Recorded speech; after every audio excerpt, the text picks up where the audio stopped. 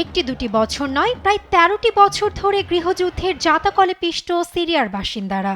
ছিল না মত প্রকাশের স্বাধীনতা, কারাগারে আটকে রাখা হয়েছিল বহু কয়েদিকে। বিদ্রোহীদের হাতে দেশটির পূর্ণ নিয়ন্ত্রণ যাওয়ার পর তাই উচ্ছ্বাসের কমতি নেই বাসিন্দাদের। এবার প্রেসিডেন্ট প্যালেস আল রাউদায় লুটপাট চালিয়ে বাশারের উপর ক্ষোভ মেটাচ্ছেন সাধারণ জনগণ। রোববারের এ লুটতরাজে বাদ পড়েনি আসাদের বাসভবনের চেয়ার টেবিল থেকে শুরু করে থালাবাটিও। যে যেভাবেই পারছেন লুট করছেন প্রেসিডেন্ট প্যালেসের জিনিসপত্র। রয়টার্সের এক ভিডিওতে দামেস্কের দের আল শিফা হাসপাতালে ঝুলানো বাশারের ছবিকে টেনে ফেলে দিতে দেখা যায় এক ব্যক্তিকে।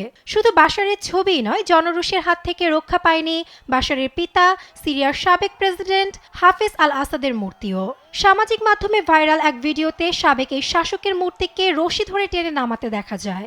এমনকি কামিশলি এলাকায় ভেঙে ফেলা হয় একই রকমের আরেকটি ভাস্কর্য। সিরিয়ার এ দৃশ্য মনে করিয়ে দেয় বাংলাদেশের ৫ আগস্টের ছাত্র জনতার অভ্যুত্থান। জনরোষে